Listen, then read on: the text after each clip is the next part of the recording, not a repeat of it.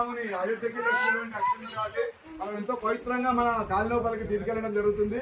కాబట్టి అందరికి కూడా అవకాశం ఉంటుంది. ఎందుకంటే ఒక్కొక్కరు అది అందరికి అవకాశం ఎత్తుకొని మోసే అవకాశం ప్రతి ఒక్కరికి కూడా ఉంటుంది.